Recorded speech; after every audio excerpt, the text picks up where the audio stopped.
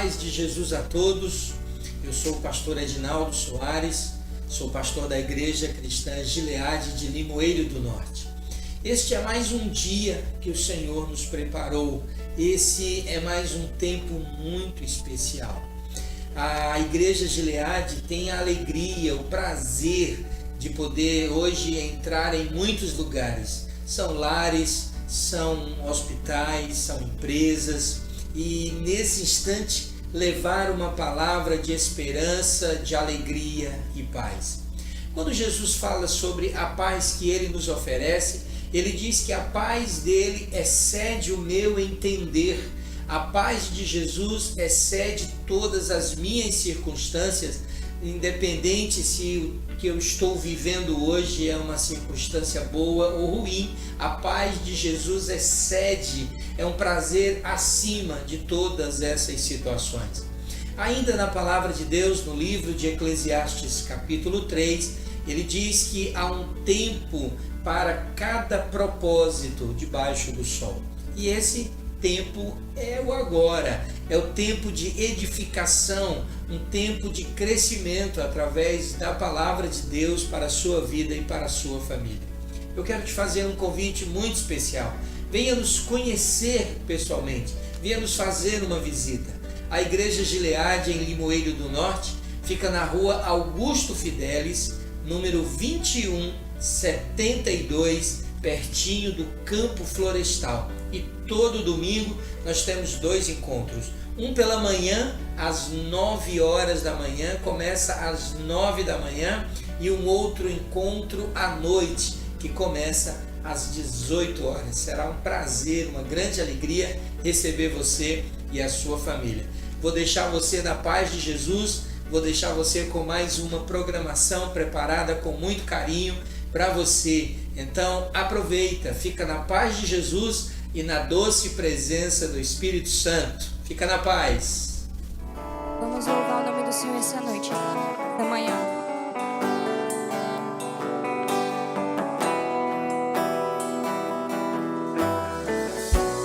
Sei que estás aqui nesse lugar, teu perfume eu posso sentir.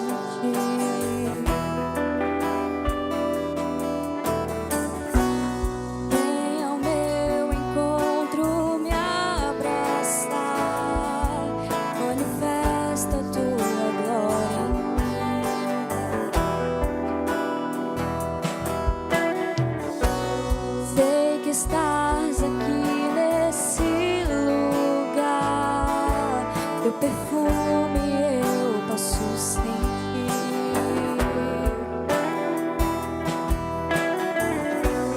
Vem ao meu encontro me abraçar, manifesta a tua glória em mim. Teu toque é real, tua presença é real, permita que eu te veja, Deus. Teu toque é real, tua presença é real, permita que eu te veja, Deus.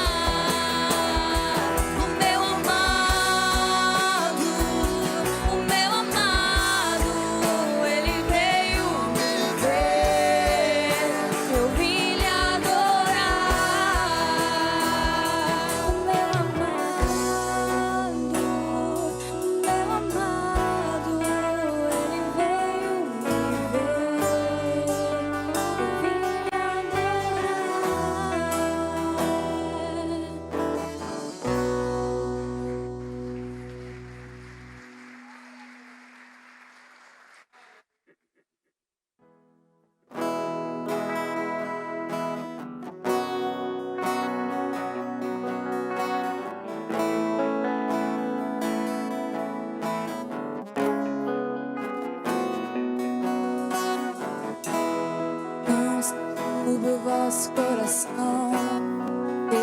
Deus e também a casa de Pai há muitas moradas. Se não fosse assim, eu não teria dito: vou preparar-vos um lugar. Eu virei e vos levarei para mim mesmo. Vós conheceis o caminho para onde eu vou. Eu sou o caminho, a verdade, a vida. Ninguém vai ao Pai a não ser por mim. Em verdade eu vos digo, porque eu vou para o Pai. Mas aquele que crê em mim, obras maiores fará.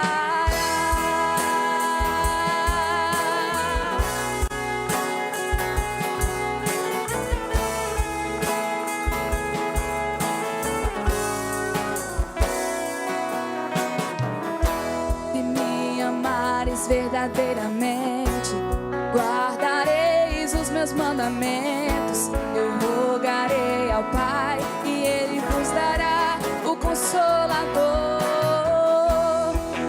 o Espírito da verdade, que o mundo não pode receber, mas Ele habita em vós e estará em vós para sempre. Aquele que tem os meus mandamentos e os guarda, esse é o que me ama. E se alguém me amar, será amado por meu Pai. Eu também o amarei e me manifestarei a Ele.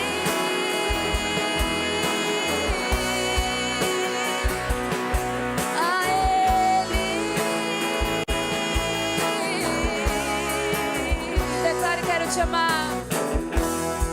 Quero te amar mais, Senhor. Quero te amar mais, Senhor. Quero te amar mais, Senhor.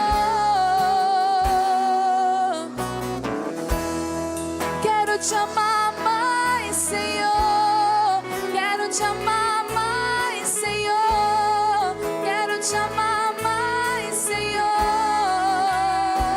Eu quero te amar mais, Senhor.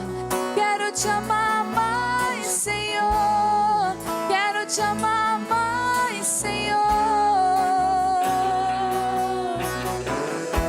Aquele que tem os meus mandamentos e os guarda, esse é o que me ama. E se alguém me amar, será amado por meu Pai. Eu também o amarei e me manifestarei a Ele.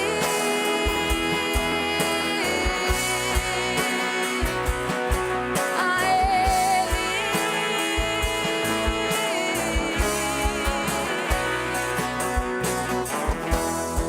Quero te amar mais, Senhor. Quero te amar mais, Senhor. Quero te amar mais, Senhor.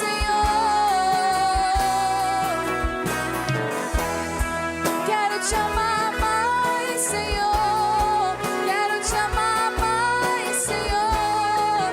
Quero te amar mais, Senhor.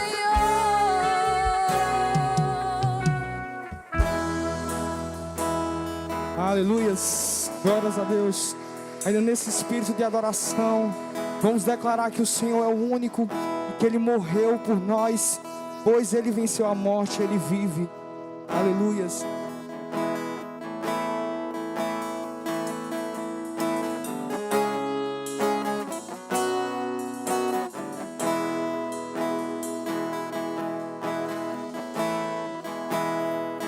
Aleluia. E tu eras a palavra, com Deus vai. Altíssimo, o mistério de tua glória, o Cristo em ti se revelou.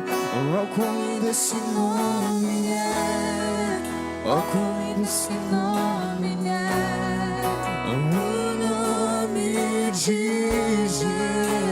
Declara que ele é lindo. Oh, quando esse nome é maior que tudo, ele é. oh, quando esse nome é o nome de Jesus. Declara que ele deixou o céu, deixou o céu para buscar, veio pra nos resgatar. Amor maior que o meu pecado, nada vai nos separar. Oh, quão maravilhoso é, oh, quão maravilhoso é o nome de Jesus, meu Rei. Oh, quão maravilhoso é, maior que tudo ele é. Oh, quão maravilhoso é. Cante mais uma vez, oh, quão maravilhoso essa noite.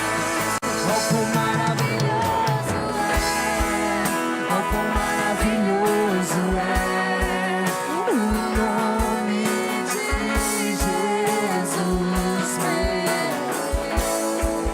Oh, quão maravilhoso é, Maior que tudo ele é.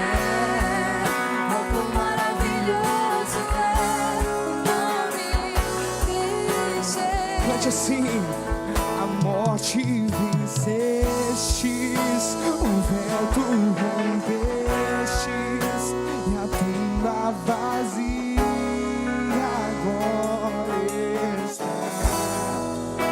O céu te adora, proclama a tua glória, pois ressuscitaste, vivo está.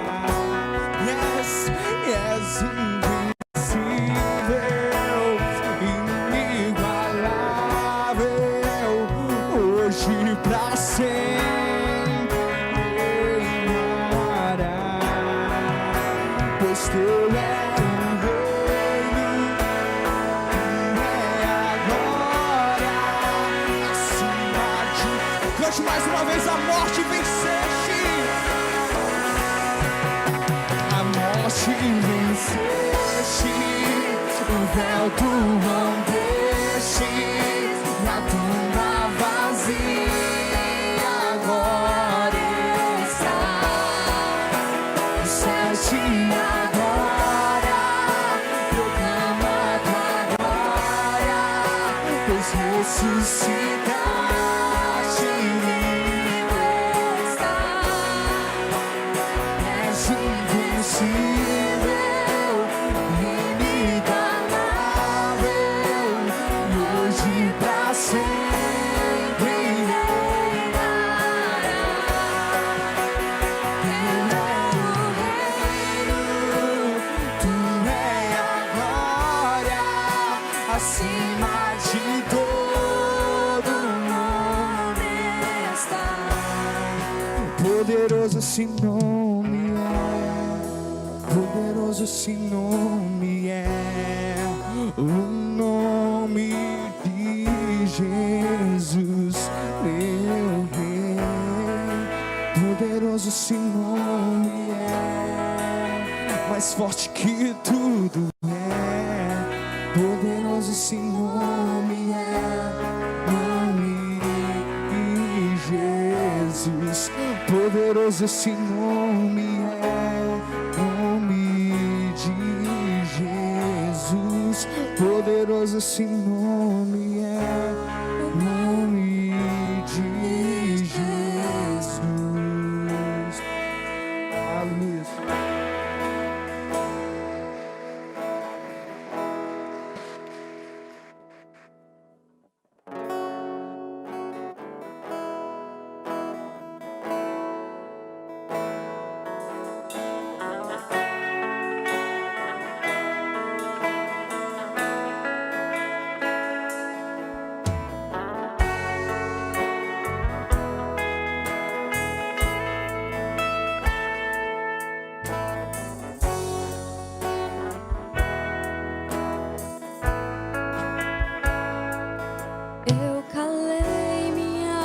tristeza olhando nos teus olhos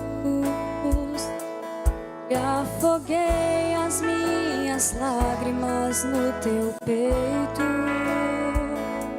Eu coloquei os meus desejos nos teus sonhos. Não sei mais viver sem ti.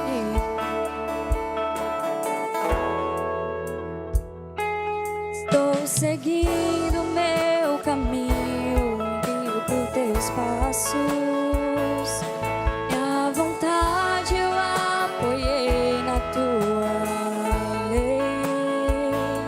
Na tua identidade eu descobri quem sou. Você me atraiu com cordas de amor.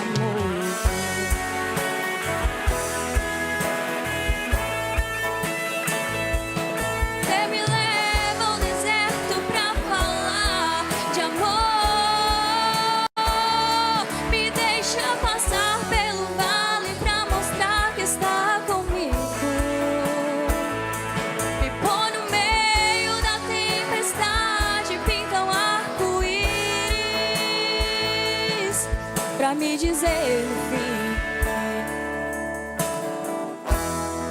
que a tua fidelidade não acabou.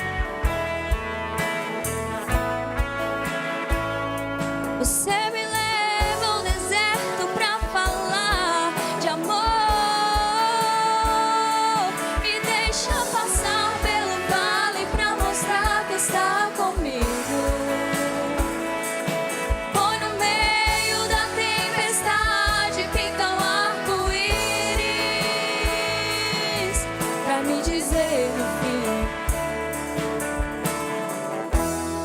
E a tua fidelidade não acabou.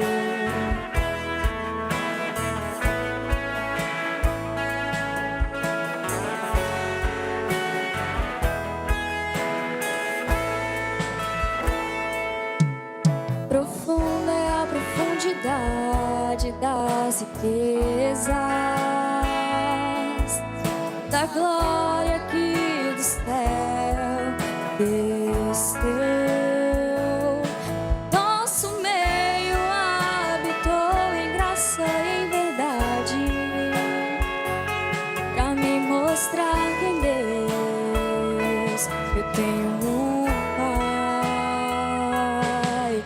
Achei o meu esconderijo debaixo de tuas asas. Da rocha minha casa eu construí.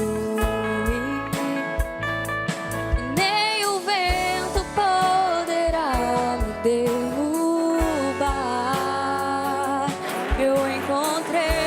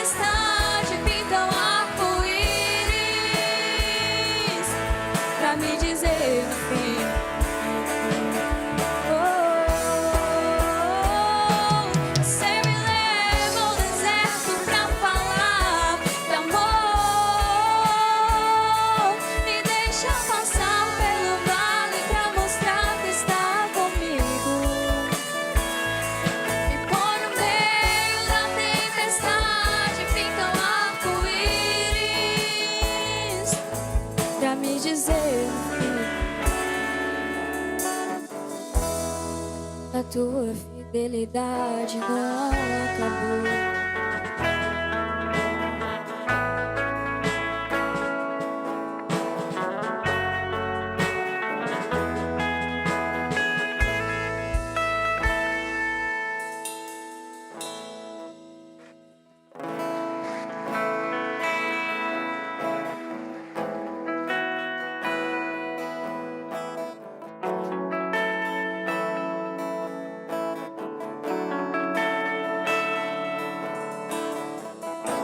Aquieta minha alma.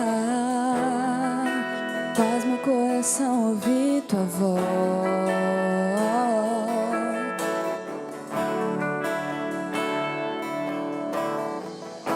Me chama pra perto, só assim eu não me sinto só.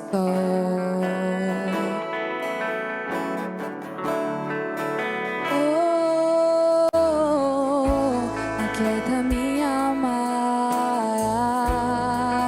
faz meu coração ouvir tua voz.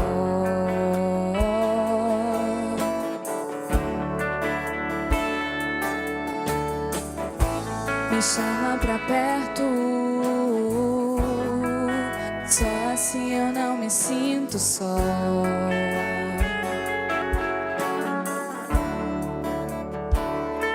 Porque na verdade eu descobri que tudo que eu preciso está em ti. Mas meu coração é teimoso demais pra admitir. Sei que depender é como viver perigosamente, mas eu preciso acreditar e confiar no que você me diz. Aquieta minha alma, faz meu coração ouvir tua voz.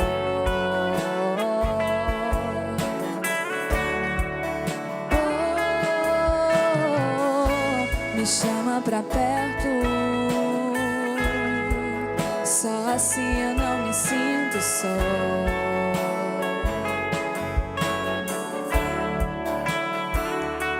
Eu sei que mesmo sem entender você está no controle, então me esconda no teu coração, me amarra a ti pra eu não desistir.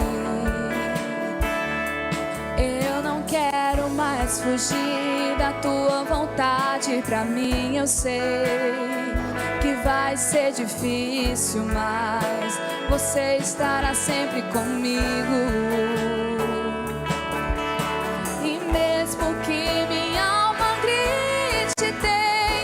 Fazer voltar atrás, eu vou confiar, eu vou descansar, me lançar no teu amor,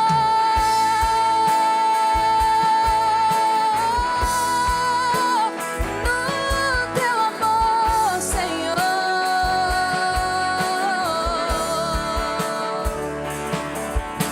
O tempo não pode apagar as muitas águas, nunca levarão amor. Você sente por mim, eu sei que tudo vai se cumprir. O tempo não pode apagar as muitas águas, nunca levarão amor. Que você sente por mim, eu sei que tudo vai se cumprir. Vai ser difícil, eu sei, largar tudo por você, mas eu sei que quando eu pensar em desistir, você estará ao meu lado, me segurando, me assegurando de que tudo vai ficar bem, tudo vai ficar bem. Vai ser difícil, eu sei, largar tudo por você, mas eu sei que quando eu pensar em desistir, você estará ao meu lado, me segurando, me assegurando de que tudo vai ficar bem, tudo vai ficar bem. E se eu cair, a tua mão me levantará. E se eu chorar, toda lágrima você enxugará. E se eu cair, a tua mão me levantará. E se eu chorar, toda lágrima você enxugará. Então vem, aquieta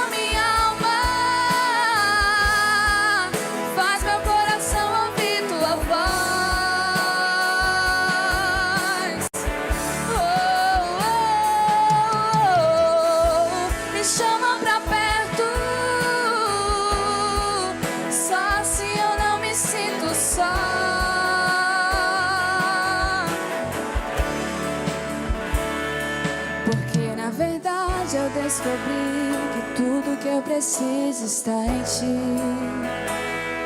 Mas meu coração é teimoso demais pra admitir.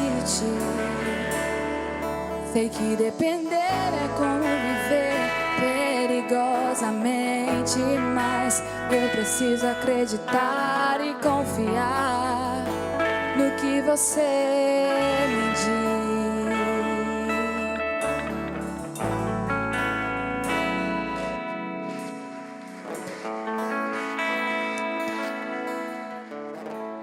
Abre tua Bíblia em Mateus 13, 24, e enquanto você abre, eu vou orar.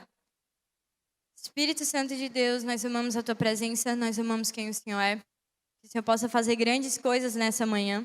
Nós os entregamos cativos a ti. Que o Senhor possa estar abrindo os nossos olhos, abrindo os nossos ouvidos e abrindo o nosso coração para receber a tua palavra que é boa, perfeita e agradável. Que essa palavra, ela não entre por um ouvido e saia pelo outro, mas que ela possa gerar frutos nos nossos corações, amém? Em Mateus 13, 24, fala sobre a colheita e sobre a parábola do joio. E eu vou ler com vocês. Jesus lhes contou outra parábola, dizendo: o reino dos céus é como um homem que semeou boa semente em seu campo. Mas enquanto todos dormiam, veio o inimigo e semeou joio no meio do trigo. E se foi. Quando o trigo brotou e formou espigas, o joio também apareceu.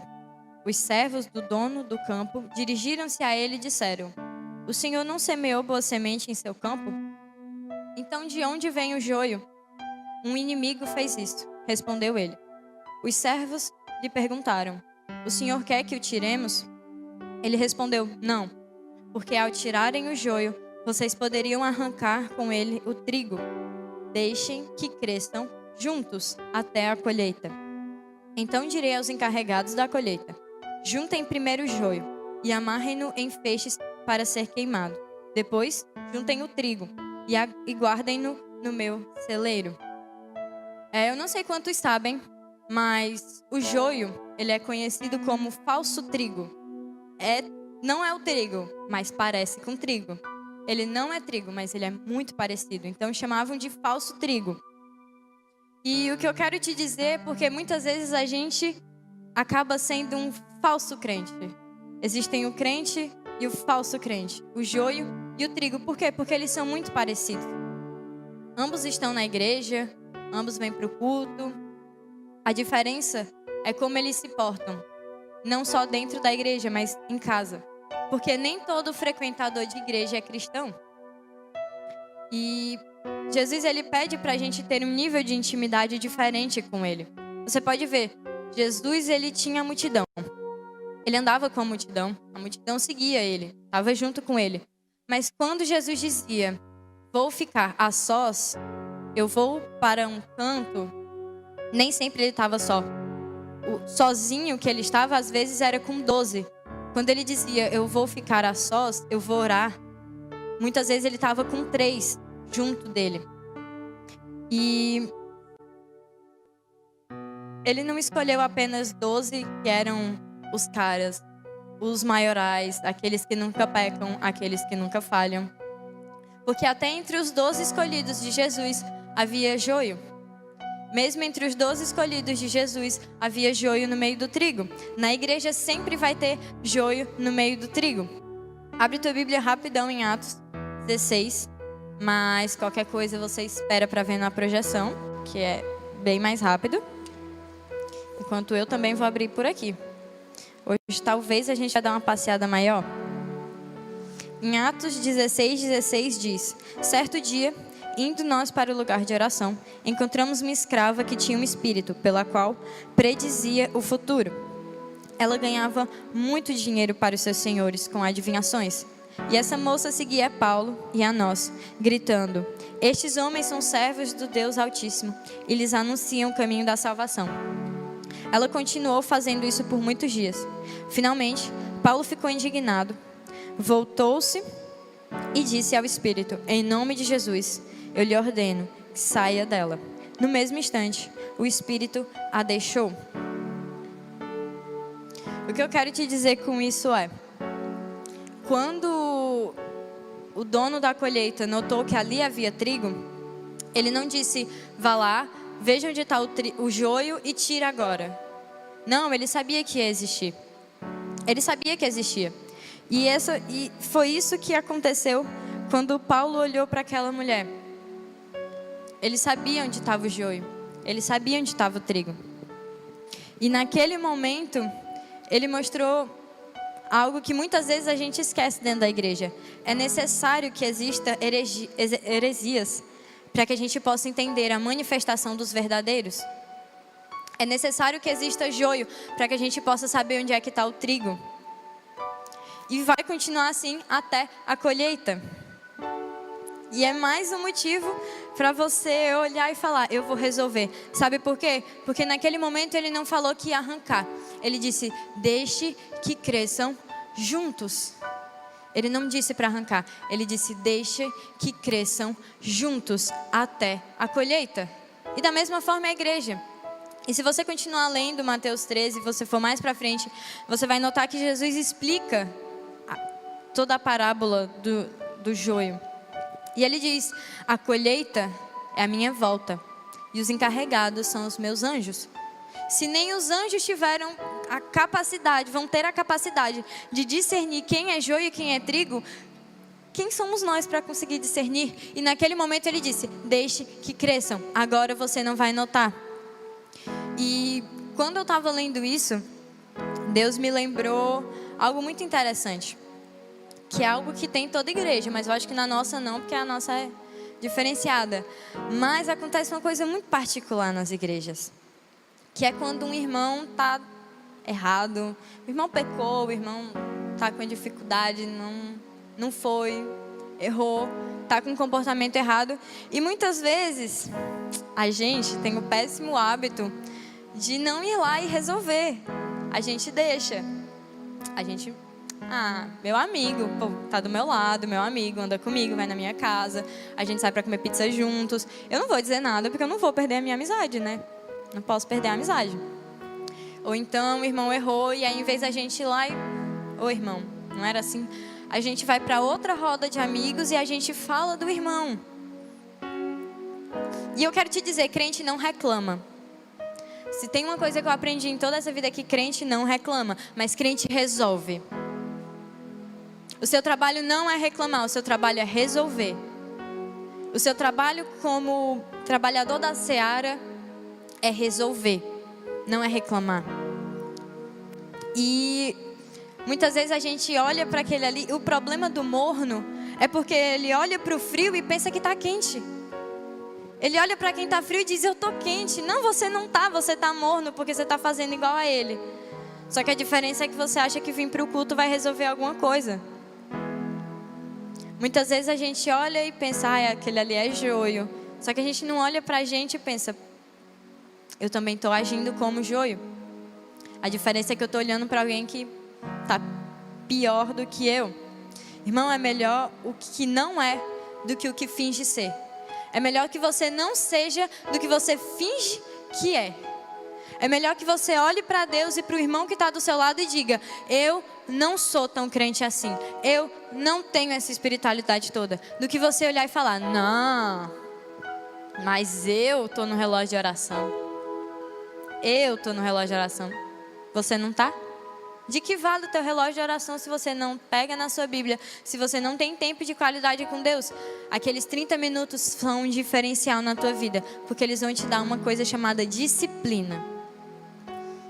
E pegando aqui um processo artístico, que eu ouvi com uma pessoa que eu admiro muito.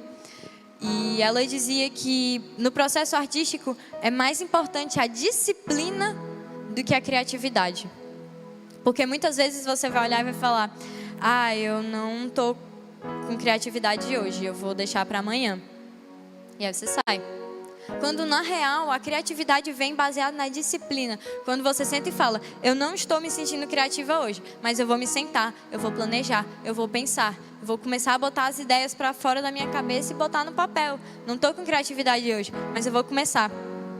E da mesma forma, é quando você está ali na igreja, quando você está na sua casa. Você precisa da disciplina, muito mais do que a vontade. Porque muitas vezes vontade é uma coisa que você não vai ter. E eu digo como jovem, mas eu sei que tem adulto também que é do mesmo jeito. Não muda, não muda. Eu já vi muita gente que olhou para mim e falou: mas você está falando na perspectiva de um jovem. Não, eu estou falando na perspectiva de um cristão. Eu estou falando na perspectiva de uma pessoa que continua tendo problemas, obrigações, momentos bons, momentos ruins, e que eu vou continuar tendo assim como você. Não é porque você é adulto, que você tem mais anos do que eu, que essas coisas vão mudar. Não pense que eu vou deixar para os meus 30 anos, porque quando eu tiver 30 anos, eu vou servir muito melhor a Deus, porque eu vou ter 30 anos. Ei, eu lamento te dizer, maturidade nem sempre vem com idade. Mas vem com vivência, vem quando você olha e fala: eu vou viver isso e eu vou aprender com meus erros. Mais inteligente é quem aprende com o erro dos outros. E que pensa: olha, eu vi que isso não deu muito certo, porque o pastor disse no domingo passado que se eu não ler minha Bíblia em casa, se eu não tiver meu tempo de consagração, vai ser complicado para a minha vida. Eu vou passar por problemas sozinho, porque antes eu passava por problemas, mas como eu tenho Deus, eu vou passar por eles com Deus. E isso é algo muito, muito real. Porque às vezes a gente finge ter uma vida dupla. E eu volto a te dizer, é melhor o que não é do que o que finge ser. Porque Jesus não tinha uma vida dupla, ele não era uma pessoa com a multidão e outra pessoa com os discípulos. Ele era o mesmo, não mudava nada. Ele fazia os mesmos milagres estando com os 12, os mesmos milagres estando sozinho, os mesmos estando com os 3, não importava. Os milagres continuavam acontecendo, ele era o mesmo, ele agia da mesma forma com todos. E talvez ele fosse até mais duro com os que estavam mais perto, porque ele conhecia melhor o coração deles. Em Mateus 21, eu vou abrir aqui, mas você não precisa abrir. Se você quiser, pode abrir também. O pessoal se animou. Fala sobre... deixa eu pegar aqui. É Mateus 21? Sim, Mateus 21, mas... Tá, Mateus 21, eu te aproveito para ler tudo. Sim, Mateus 21:15, ele fala sobre a figueira seca. E sim, leia tudo depois, quando você chegar em casa. É bom. Ele fala: de manhã cedo, quando voltava para a cidade, Jesus teve fome. Vendo uma figueira à beira do caminho, aproximou-se dela, mas nada encontrou, a não ser folhas. Então lhes disse: nunca mais dê fruto. Imediatamente a figueira secou. E ao verem isso, os discípulos ficaram espantados e perguntaram: como a figueira secou tão depressa? Jesus lhe respondeu: eu lhes asseguro que se não tiverem a fé e não duvidarem, poderão fazer não somente o que foi feito à figueira, mas também dizer ao monte: levante-se e atire-se no mar, e assim será feito. E enquanto eu lia Mateus 21, Deus me lembrou de Jeremias 17, foi algo que Ronaldo comentou e que eu também levo para vocês.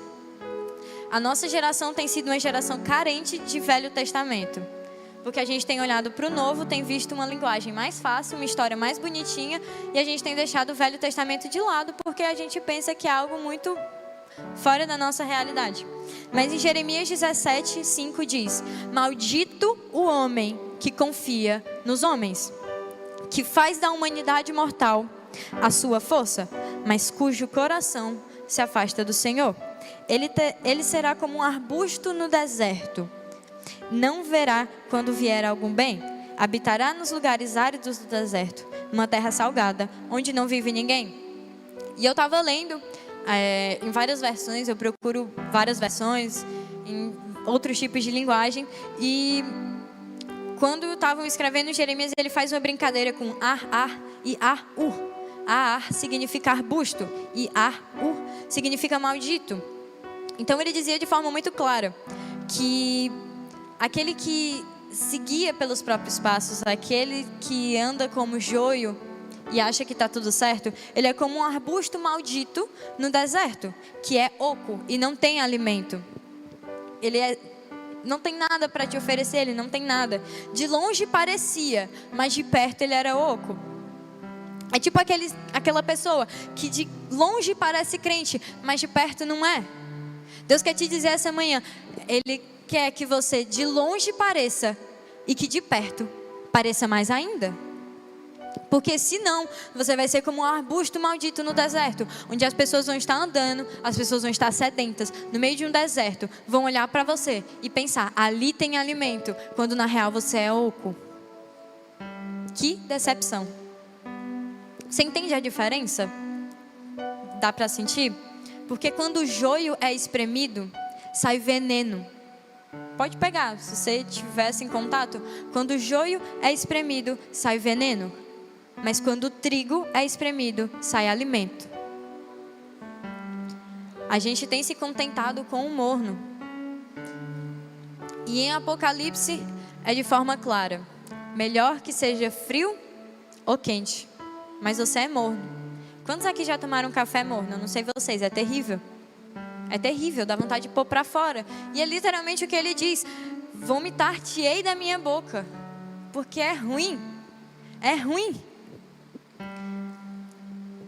E quando a gente olha para isso, e que a gente começa a se comparar com joio, trigo, frio, quente, a pergunta que fica é: quando o mundo olha para você, quando o mundo te espreme, porque o mundo vai te espremer, o mundo vai te espremer todos os dias. Quando o mundo olha para você, o que é que ele vê? A gente não precisa de palavras geniais, a gente precisa viver o que a gente prega. Não é necessário você ter palavras bonitas, um vocabulário bom, se você não vive o que você prega. E muitos pastores, líderes de avivamento, todos disseram a mesma coisa. O seu testemunho é a sua vida. Se você é um encanador e você não faz direito o seu trabalho, mas você acha que subir num púlpito e falar palavras bonitas vai ser um bom testemunho, eu lamento te dizer, você é um péssimo encanador. Seu testemunho continua sendo ruim. Mas a partir do momento que você fala, eu sou um cristão e eu sou um encanador, eu vou fazer o melhor encanamento que eu puder. Porque não é para o homem. Eu vivo na base do corandeu. Corandeu em latim quer dizer diante da face de Deus. Tudo que é feito diante da face de Deus. Se você é trigo, você precisa entregar excelência. Porque quando te espremerem, vai sair alimento. O trigo possui essência. Mas o joio, ele só tem aparência. Quando o trigo é apertado, sai essência. Sai algo bom. Mas quando o joio é apertado, sai veneno. Por mais que ele tenha uma aparência de trigo, por mais que ele seja parecido, quase similar ao trigo, mas ele só tem aparência. Mas e ele gera uma mudança. Você entender quem você é e o que você precisa mudar, vai gerar, vai sair algo, você vai poder, sabe, olhar e falar, eu tô agindo como joio, mas eu não quero isso para mim. Eu não quero isso para mim. É a mesma coisa com louvor, é a mesma coisa com quem está sentado, é a mesma coisa com quem serve em qualquer área da igreja. Se a gente espremer, o que é que vai sair? A gente sente, a gente sabe. Tem gente que pensa que está subindo aqui e ninguém está notando nada. Mas a essência dá para ser sentida. Principalmente quando há uma essência que vem do Espírito Santo, a gente sente. Tem muita gente que pensa, mas eu vou subir lá, e se eu fizer aquela... Porque tem movimentos, né? Tem movimentos, tem ações assim que a gente olha e pensa, nossa, aquilo ali é joio, meu Deus. Aquilo com certeza é joio. Irmão, o que eu quero te dizer é que, olha, desses dias me perguntaram quais eram as características de um batismo no Espírito Santo. E eu não disse nada do tipo, sentir a mão do anjo tocando em você. E eu expliquei, cair no chão, o corpo tremer, sentir uma vontade de gritar mais alto. Aquilo não é batismo no Espírito Santo, aquilo é um sentimento. Aquilo é a sensação que o Espírito Santo traz para o nosso coração. A gente se sente agitado, a gente se sente animado. Às vezes é uma coisa tão forte que a gente cai, mas aquilo não é batismo. Batismo no Espírito Santo vem quando você entende que você precisa mudar. Quando você, a sua vida, começam a ser espremidas e começam a derramar os frutos do Espírito. É quando você olha, bate o seu dedo na quina do móvel e não grita, não xinga, não fala Satanás, sei lá. Você olha e fala, cara, ainda bem que eu tenho um dedo para bater. Ainda bem que Deus permitiu que eu tivesse. É quando você olha para a sua vida e diz: cara, eu preciso mudar, porque eu quero sentir mais disso. Eu quero sentir muito mais disso. Eu não quero ficar nessa sensação, eu não quero ficar nisso, porque é uma sensação, porque quando eu vou embora passa, mas quando você realmente é batizado pelo Espírito Santo, você entende que você está a um nível mais próximo, um nível mais profundo. As águas que estavam na sua canela já estão subindo pelos joelhos, e vai ter um momento que você só vai querer pensar: eu não quero mais nadar, eu quero que a água me leve, eu quero que a água me leve, eu não quero mais nadar. E quando a gente fala sobre joio e trigo, falso cristão ou um cristão de verdade, eu preciso te dizer que você precisa fazer porque você é. Porque muitas vezes a gente pensa: eu quero algo, a gente canta: eu quero viver algo novo, faz meu coração bater de novo, aquela coisa, e é lindo, e o pessoal está cantando, e a gente está aqui chorando. Mas muitas vezes a gente faz para ser. E essa é uma grande diferença da religiosidade para a santidade. A religiosidade faz para ser, mas quando você entende a santidade, você faz porque é. A religiosidade, ela faz para ser salvo, mas a santidade faz porque entende que um dia foi salvo por meio de Jesus. E essas duas classes de pessoas, eu quero te dizer, vai crescer junto até a colheita. Não adianta você vir para a igreja e você sair da igreja falando: ai, fulaninho fez isso, isso e isso. Ai, mas o irmão tal fez isso, isso e isso. Vai crescer junto até a colheita. Você não gosta do irmão. Parabéns, você tem 2 problemas. Primeiro, Deus amou você suportar uns aos outros em amor. Amor, não foi suportar de suportar. Eu suporto meu irmão. A gente briga, mas ele disse: suportai em amor. Eu amo ele. Mas tem muita gente que acha que, muito irmão, que para no não julgueis, que vai ler a Bíblia e para no não julgueis. E a gente fala qualquer coisa e diz: não julgueis. E você fala: não, mas olha, isso aqui está errado. E a pessoa fala: só quem pode me julgar é Deus. E eu fico pensando: escola bíblica não, escola bíblica não, mas só quem pode me julgar a Deus tá tendo, né? E isso não te preocupa. E é algo que Deus tem me ensinado, que é a responsabilidade de olhar para aquela pessoa que falou não julgueis e explicar o versículo todo em amor, suportar em amor. E outro problema é que a gente olha e fala: não julgueis, só Deus pode me julgar. Quando a gente está pregando a verdade. E muitas vezes um hábito horrível dos cristãos. E olha, tome muito cuidado com o que eu vou dizer, porque se você pegar mal, se você não entender, se você tiver dúvidas, não se acanhe em me chamar depois do culto, chamar o pastor, chamar a pastora, para conversar e tirar dúvidas. É importante, nem todo mundo sabe, nem todo mundo entende. Questão de estudo. Mas muitas vezes a gente está pregando a verdade e aquela classe de pessoas que está recebendo o discurso olha e fala que não gostou, que se sentiu atingido, que, ai, nossa, isso doeu no meu coração. E o que é que a gente faz? A gente olha para a pessoa e fala assim: ai, me desculpa, em nome da igreja eu te peço perdão. Você está pregando a verdade. E aí que entra o seu discernimento. Se você prega o ódio, realmente quem deve pedir desculpa é você e não a igreja. Porque se você souber o que é a igreja de verdade, se você souber o que é o cristianismo de verdade, se você souber o que é o evangelho verdadeiro, você não vai precisar dizer: olha, desculpa se a igreja te feriu, desculpa se a igreja te machucou. Ei, a igreja não machuca, mas a igreja te tira de dentro da caverna, onde você só vê sombras, e te mostra a luz. Platão criou o mito da caverna, onde ele dizia que algumas pessoas nasceram dentro da caverna, cresceram dentro da caverna, e a única coisa que eles viam eram sombras. Eles estavam presos, eles só viam sombras. E quando eles eram tirados de fora da caverna, a luz machucava os olhos. Ei, a verdade não é feita para apagar o teu ego, para segurar na tua mãozinha e dizer: Jesus te ama do jeito que você é. Não, o Evangelho de Cristo vem para doer na sua visão, para dizer: agora os seus olhos estão abertos. Eu te amo do jeito que você é, mas você precisa ser mais parecido comigo. Você não pode continuar do jeito que está. A luz vai doer. E muitas vezes os cristãos estão pregando a verdade, estão falando a verdade, mas uma classe de pessoas acaba doendo por causa da visão. E a igreja para e fala: ai, desculpa se a igreja já atingiu. Em nome de toda a igreja.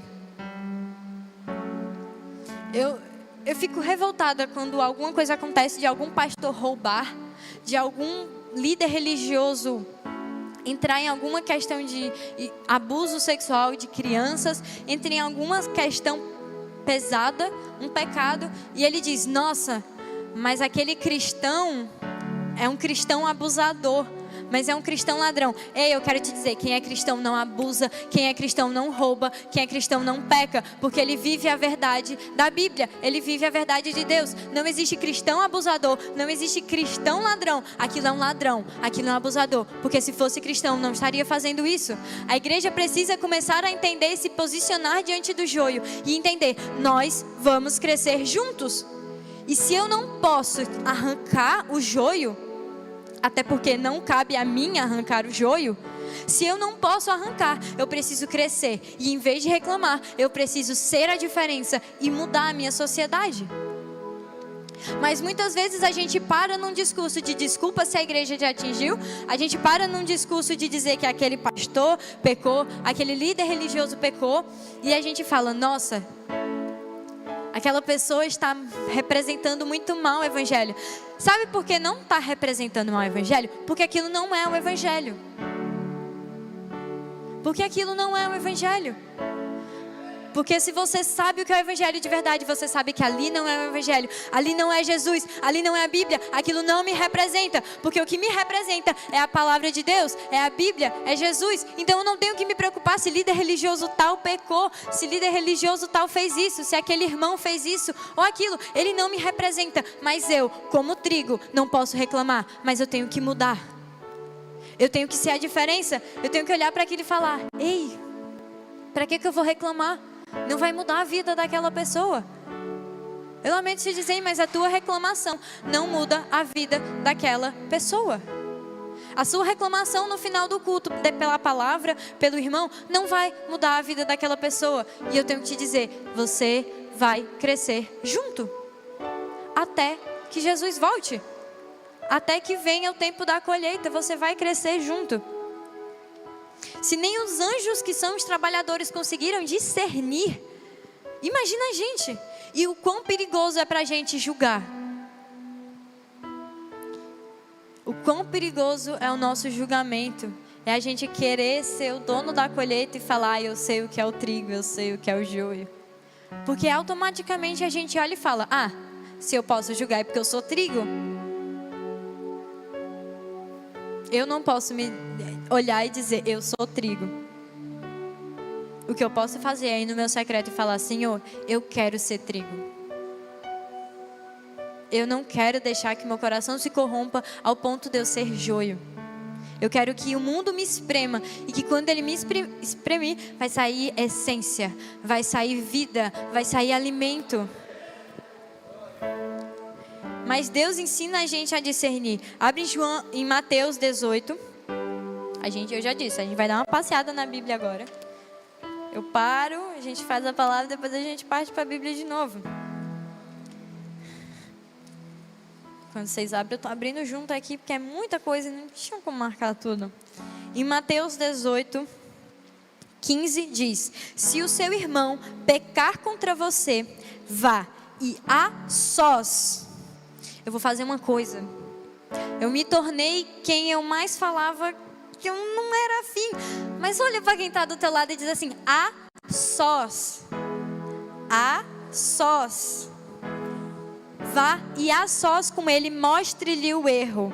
Se ele não ouvir, você ganha um irmão. Se ele ouvir, você ganha um irmão. Mas se ele não o ouvir, leve consigo mais um ou dois, de modo que qualquer acusação seja confirmada pelo depoimento de 2 ou 3 testemunhas. E se ele se recusar a ouvi-lo, conte à igreja. E se ele recusar ouvir também a igreja, trate-o como pagão ou publicano. Você entende isso? Ele não disse, vá para uma roda de amigos e fale sobre ele. Ele não disse, vá para a casa de fulano e durante um churrasco fale do irmão. Ele disse, vá a sós e fale. Ele não disse, vá e julgue. Ele disse, vá e fale. E você entende que não é tipo, eu falei com ele, ele não me ouviu e pronto. Ele disse, se ele não te ouvir, chame mais 1 ou 2 pessoas para que o depoimento seja afirmado. Ou seja, ele não está chamando 2 ou 3 pessoas para bater no cara e julgar o cara. Não, ele está falando, chame 2 ou 3 pessoas para que seja confirmado o que está acontecendo. Para o irmão ver que aquilo realmente não está de acordo com a Bíblia. E se ele não ouvir, conte à igreja. Mas ele também não disse para você subir num púlpito e simplesmente expor a pessoa. Mas quando eles tratam normalmente de igreja, eles querem dizer os líderes da igreja. Eles querem falar sobre os líderes da igreja. Então é muito mais bonito quando você olha e fala, o irmão errou. Eu vou falar com ele em amor. E se ele é o meu irmão, eu não vou julgá-lo. Eu vou abraçá-lo. Eu vou dizer, cara, tá errado. Não faz isso. Se ele não ouvir, eu vou chamar mais 2 amigos nossos. E a gente vai conversar. Porque eu quero ver a mudança. Entenda, o joio, ele só sai veneno, mas o trigo, ele gera vida. E quando você gera vida, você olha e pensa, eu não vou deixar o meu irmão se afogar, porque eu gero vida, eu quero gerar vida, eu quero que saia a essência, então eu não posso deixar que o meu irmão me perca. Em 1 Coríntios 5:13, eu vou abrir aqui bem rápido. 5:13 diz, Deus julgará os de fora. Expulsem os perversos no meio de vocês. Quem é que vai julgar? É eu? Não. É você? Também não. Deus julgará. Entenda, existe o joio. E o joio é notório. Você nota o joio, você consegue saber onde está o joio. Mas você foi chamado para discernir, mas não tem autoridade nenhuma para julgar. Quando você discerne o que está acontecendo, você protege. Quando você julga, você condena. Quando Deus diz discernir, Ele quer dizer, você vai olhar para o seu ambiente, você vai proteger o seu ambiente. É a mesma coisa, aqui existem pais e existem mães. Pais e mães vão sempre discernir as amizades dos filhos. Eles jamais vão condenar as amizades dos filhos, mas eles vão discernir e vão falar, eu vou proteger esse ambiente, porque esse ambiente é onde eu posso cuidar. E é a mesma coisa com Deus. Ele vai discernir o ambiente e ele vai afastar aquilo que não é bom para o filho dele e vai trazer para perto aquilo que é. E é a mesma coisa. Lembre, sempre que você pensar, mas fulano errou, e que você se encostar em alguém e você começar a pensar, você viu o que fulano fez? Eu quero que venha na sua mente, eu declaro agora, em nome de Jesus, que quando você começar, quando essa vontade vier no seu coração, você vai lembrar da seguinte frase, eu fui chamado para discernir, mas eu não tenho autoridade nenhuma para julgar. E essa é uma verdade, Deus é o único capaz de julgar, é o único capaz de discernir. Sabe por quê? Porque existe algo chamado imaturidade e algo chamado falta de caráter. Para alguns, e para você essa manhã, pode parecer sim a mesma coisa, mas não é. É bem diferente. E eu vou te dizer por quê. A gente fala muito de finanças, e foi algo até que foi dito no momento da oferta, e... quem que não trabalha para conseguir dinheiro? Quem não trabalha para ter uma condição melhor, para ter uma vida melhor, para ter condição de dar algo melhor para os seus filhos, para as próximas gerações? Na minha casa eu aprendi o valor da herança, que não é algo que a gente tem como cultura no Brasil, mas que deveria ser, porque é algo que a gente aprende, é bíblico manter heranças para as próximas gerações. E a gente não fala só de herança de um ensino, mas a gente também fala sobre uma herança financeira, uma herança que dê segurança. Deus nos deu uma herança. não só sobre algo que Ele deixou, uma essência que Ele deixou, mas Ele nos deixou o reino dos céus por herança. Eu tenho ruas de ouro e de cristal. Essa é minha herança. Deus me deixou algo, Ele preparou algo para mim. Assim como meus pais têm preparado algo para mim, eles me ensinam o valor da herança, de deixar algo, de falar, de poder olhar para os meus filhos e falar: olha, eu quero te ajudar quando você começar a sua vida. E é por isso que eu preparei algo para quando você for começar a sua vida longe de mim. No momento em que você olhar para mim e falar: hoje nós não somos mais família, nós somos parentes, porque agora eu vou montar a minha própria família. Eles têm algo para me ajudar. E esse é o valor da herança. E é da mesma forma com Deus. Algum dia Deus pode querer dar fama, pode querer te deixar famoso para que as pessoas possam ouvir mais do que você tem a entregar. Deus pode estar te querendo entregar um carro, entregar finanças, entregar uma responsabilidade financeira. Mas é diferente quando você tem imaturidade e quando você tem uma falta de caráter. Aquele que é imaturo, ele não vai receber agora. Assim como eu sou imatura e muita coisa eu não posso receber agora, tanto dos meus pais terrenos quanto de Deus, porque eu ainda sou imatura. Mas é diferente quando eu tenho uma falta de caráter. Deus não iria me dar dinheiro se eu tenho uma falta de caráter, porque a imaturidade, ela muda, porque a imaturidade é apenas um andar que eu posso olhar e falar: eu vou mudar e eu vou crescer em maturidade. Mas a falta de caráter é quando Deus sabe que aquilo vai te corromper. Deus quer que você tenha dinheiro, mas não que o dinheiro te tenha. Deus quer que você tenha um público, mas Ele não quer que o público te tenha. Ele quer que você tenha um carro, mas Ele não quer que o carro te tenha. E Ele é o único que sabe discernir isso na tua vida e falar: filho, se eu te der dinheiro, eu te perco, e eu prefiro que você não tenha do que eu te perder. Eu prefiro que você não tenha um carro do que você ter e eu te perder. Porque se você não tiver um carro, você vai continuar confiando em mim. Se você não tiver dinheiro suficiente, você vai continuar confiando em mim. Porque se você não tiver esse público atrás de você, aí que você vai continuar confiando em mim. E é exatamente isso. Deus, Ele não olha pra gente e fala: você é joio, é isso. Você é trigo, e é isso. E aí Ele joga pra gente a responsabilidade e diz: olha, fulano é joio e cicrano é trigo. Acabou. Não. Mas Deus nos dá algo que nós precisamos oferecer, porque nós recebemos de graça, que se chama oportunidade de crescimento. Quer saber quem é joio e o que é trigo? Dê oportunidade de crescimento. Eu nunca vi o pastor dessa igreja, que eu chamo carinhosamente de pai, eu nunca vi o pastor dessa igreja negar uma oportunidade de crescimento. Sabe por quê? Porque é nessas oportunidades que ele discerne quem é joio e quem é trigo. Quer saber quem é joio e quem é trigo? Dê oportunidade de crescimento. Essa vai para a liderança da igreja. Quer saber quem é joio e quem é trigo dentro do teu ministério? Dê oportunidade de crescimento. Sabe por quê? Porque vamos crescer juntos até a colheita. Porque não é o dinheiro que muda o caráter, não é a liderança que muda o caráter, mas no momento em que você recebe poder, aquilo vai evidenciar quem você realmente é. Porque você fica exposto, você fica vulnerável. E eu oro muito a Deus, porque a partir do momento que eu falei, estou liderando uma escola de missões, eu falei: Senhor, que quando essa escola me espremer, saia a essência. Porque eu sou vulnerável, porque eu estou vulnerável. É nesse momento que o Vinícius, que a Deise, que o Felipe, que tantos outros que estão trabalhando com a gente, vão descobrir quem eu sou. E que tem descoberto. Porque a gente já está trabalhando nessa escola há meses.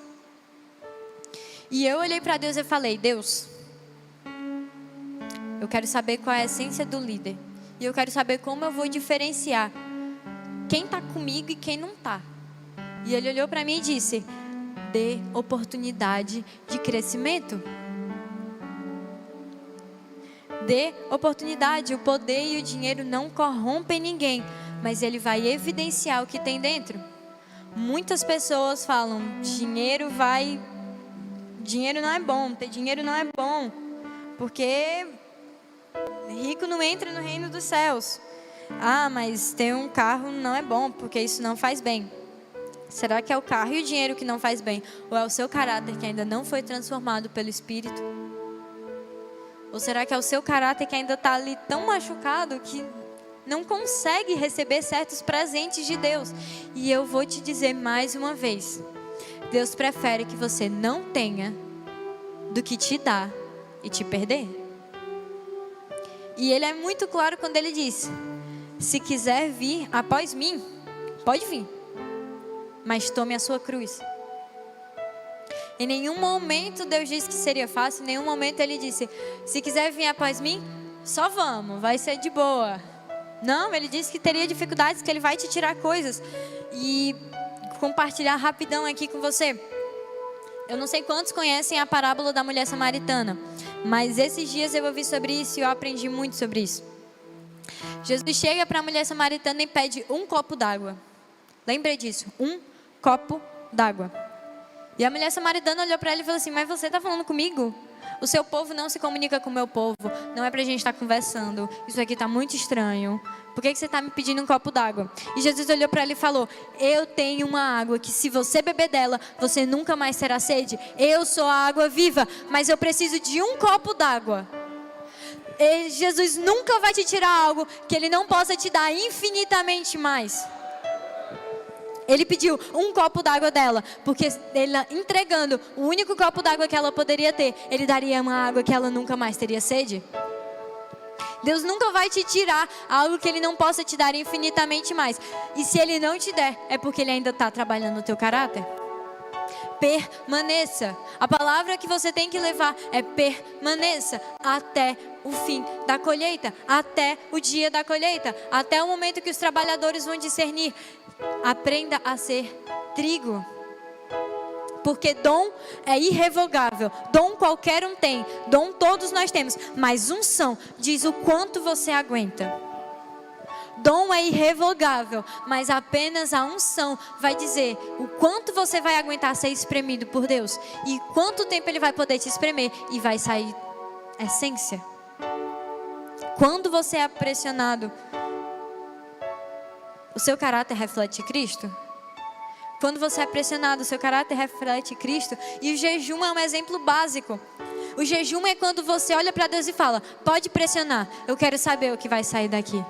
E naquele momento você está sendo pressionado. Gente, não é o jejum que te faz ficar irritado, não é o jejum que faz você ficar grosso com as pessoas. Ali é a sua essência sendo revelada. Quando você faz um jejum e diz: ai, mas quando eu faço jejum eu fico muito irritada. Não, quando você faz jejum, aquilo vai refletir o seu caráter. Quando você faz um jejum é quando você olha para Deus e fala: eu quero saber o que é que vai sair se eu for espremido. Tem muita gente que diz: eu não faço jejum porque eu fico irritado. Pois faça jejum até você não ficar. Até que você faça e você diga: Senhor, eu não estou sentindo fome nenhuma, mas eu estou sentindo fome de uma coisa: de ler a tua palavra, de continuar orando, de continuar conversando contigo. E nesse momento você vai entender que o seu caráter está refletindo Cristo. O trigo você entende porque ele permanece. Porque ele tem unção. E quando é espremido sai alimento. Pode botar um trigo e um joio um do lado do outro. Se o vento bater, o trigo vai continuar de pé. Mas o joio facilmente ele vai caindo. E ele vai caindo. E ele vai caindo. Se você pisar em cima do trigo, ele vai levantar. Se você pisar em cima do joio, ele vai ficar lá.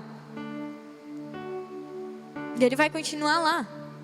Porque ele sabe o que é permanecer. Ele sabe aonde ele tem que permanecer. Ele sabe até quando ele tem que permanecer. E se você tem dúvidas de até quando você tem que permanecer, eu vou repetir de novo: até a colheita. Deixe que cresçam juntos até a colheita. Se eu tiver raiva da Lara, eu vou ter que amar a Lara. Eu vou ter que suportar em amor, eu vou ter que amar a vida dela. Porque querendo ou não, nós vamos crescer juntas até a colheita. Nós vamos viver juntas até a colheita. E se eu sou uma cristã de verdade, eu não vou reclamar da Lara. Mas eu vou chegar na Lara e falar: Lara, vamos crescer juntas até a colheita? Vamos mudar juntas até a colheita? Vamos fazer algo diferente até a colheita? Vamos, eu quero crescer junto contigo. E é algo que Deus tem me pedido muito, que é permanecer. E aí vem uma parte mais sobre mim. Tem muita gente que chega pra mim e diz, mas ela é uma criança, né? Mas ela é tão novinha. Gente, uma criança. E aí eu digo, mas eu tô liderando uma escola de missões. E fica, mas é uma criança, né, gente? 20 anos, isso é nada. E por mais que pareça que, você tem 20 anos, você é adulta. Não, só pra julgue mesmo, que eu tenho alguma idade. Porque fora da julgue, eu ainda sou uma criança. Em todos os aspectos. E tem muita gente que diz, nossa, parece uma criança. E realmente eu sou, porque eu não tenho nada. Eu não tenho nada. E eu não pareço realmente com um adulto. Mas eu quero ser. Não adulto. Mas eu quero continuar sendo como uma criança. E isso é muito real, porque se eu pareço com uma criança, mas quando eu chego aqui, eu digo o que precisa ser dito. Se quando eu chego aqui, eu deixo que o Espírito Santo mova a minha vida, amém. Porque eu quero confundir. Eu quero confundir vocês. Porque a glória não é minha. Glória a Deus que não dão nada por mim, porque é sobre Ele, não sobre mim. Se não dão nada por mim, glória a Deus, porque não é sobre mim. Se não estão dando nada para você, glória a Deus, porque não é sobre você. É sobre Ele. Se as pessoas olham para mim e falam, mas ela é tão pequenininha, mas ela é uma criança. Aí ela sobe no púlpito. É isso que eu quero fazer, eu quero poder confundir. Jesus é claro na Bíblia, Ele veio para confundir os sábios. Ele veio para confundir aqueles que pensam que são alguma coisa, para aqueles que acham que sabem de alguma coisa. Na história da mulher do fluxo de sangue, eu vejo muito do avivamento que Deus tem feito. Porque aquele homem chega para Jesus e fala, minha filha está morrendo, eu preciso de ajuda. Mas se você pesquisar, aquele homem fazia parte de uma classe de pessoas que eram mestres da lei, doutores da lei. Eles não iam buscar por uma pessoa qualquer milagres, eles sabiam da lei, eles se gabavam porque eles sabiam disso. Ele ter ido atrás de Jesus foi um ato de humilhação. Foi um ato de humilhação. E fora ele estar passando pela humilhação, chega uma moça do nada, com um fluxo de sangue, e se mete ali no meio. E ele estava ali lidando com Jesus. Imagina, é o mesmo que você está conversando com o pastor, você está ali numa conversa séria com o pastor, e eu ou o Arthur chegamos e falando assim, pai, então está acontecendo tal coisa, eu estou muito mal. Ele vai continuar falando com você? Claro que não. É o meu pai. Ele está falando com os filhos dele. Claro que ele vai dar atenção para a gente, porque a gente está mal. Isso é um ato óbvio. E a mesma coisa aconteceu ali, ele estava se humilhando. E ele falou, eu não acredito nisso, mas eu vou falar com ele. E naquele momento, a mulher do fluxo de sangue passa e toca em Jesus. E você vê que toda a história sai do foco dele e vai para o foco da mulher do fluxo de sangue. E a mulher do fluxo de sangue nada mais é do que a gente. Ela passou 12 anos, né? 12 anos com o mesmo problema. Ela ia nos médicos e continuava sangrando. Ela tentava ser curada e continuava sangrando. Do mesmo jeito é a gente. Muitas vezes a gente tenta se limpar e continua sangrando. A gente tenta se limpar e continua sangrando. Mas ela olhou para Deus e falou, Ele pode me curar. Ele pode me curar. Jairo se envergonhou no ato de ir buscar por Jesus. A multidão apertava Jesus. Eles não queriam, talvez, entregar algo para Jesus. Eles queriam estar ali apertando Jesus, e é o que acontece, nós estamos muito dispostos a pedir e pouco dispostos a entregar.